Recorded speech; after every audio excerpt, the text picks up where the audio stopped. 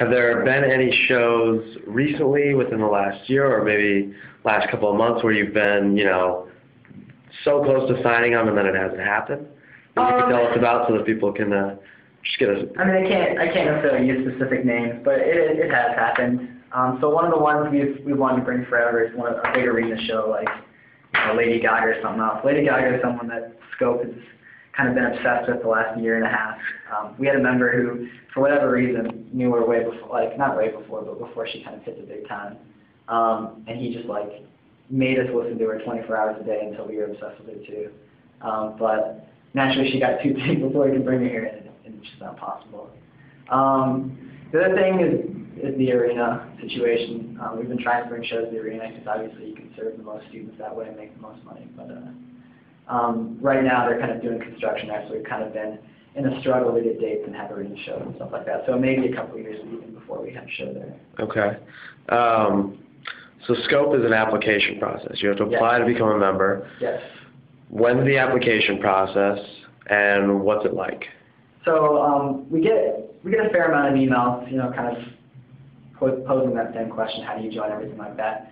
Typically what we do is we do all of our hiring at the beginning of the fall, the first 2 weeks of the school year, and then we keep those people on until they graduate or whatever else. So we have between 40 and 50 members on average, and generally that lets us hire 10 to 20 new people, which is kind of a weird thing because you're kind of applying for a volunteer position, which is an interesting experience for some students.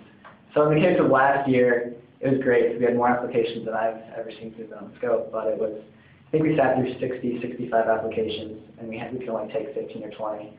So it's really, unfortunately, it's kind of a selective process, but my advice would be that if you're really interested in working in music, you're really interested in pursuing jobs in the music industry, that obviously stands out to us, and I think most applicants who kind of come through and really make a good effort to be on it, really take it seriously, they have a pretty good chance of getting in. Okay.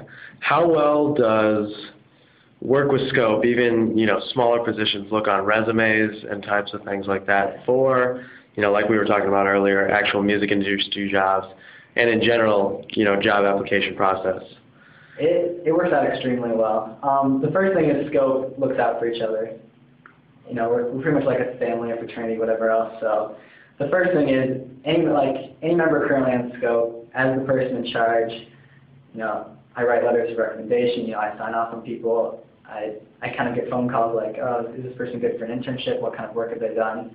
As far as that goes, we kind of look out for everyone and make sure that they have a really good opportunity to do stuff. Because if you can say, I've looked over the financial statements for concerts at our university, that's something that not a lot of other college students get to say. So I think stuff like that can be really, really unique. As far as landing a job outside of college, that's another area where Scope kind of has built a name. We've placed students in industry jobs anywhere from talent buying in California to like arenas in St. Louis and Minneapolis,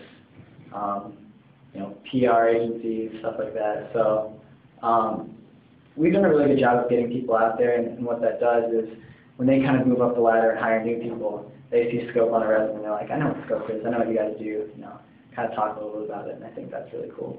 Okay. Let's go back to just you. Okay. We did favorite band of all time. Yep.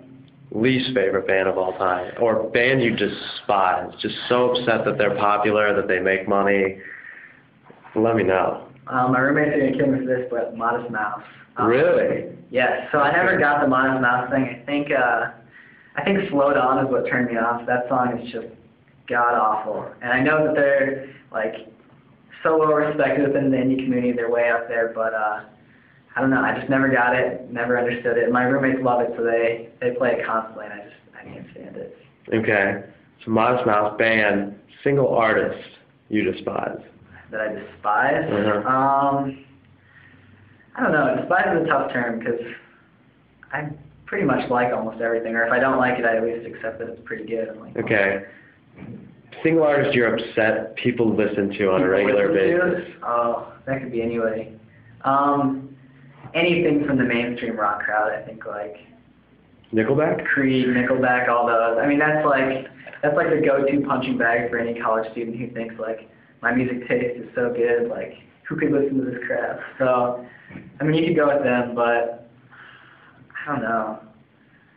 I think what's worse is the bands who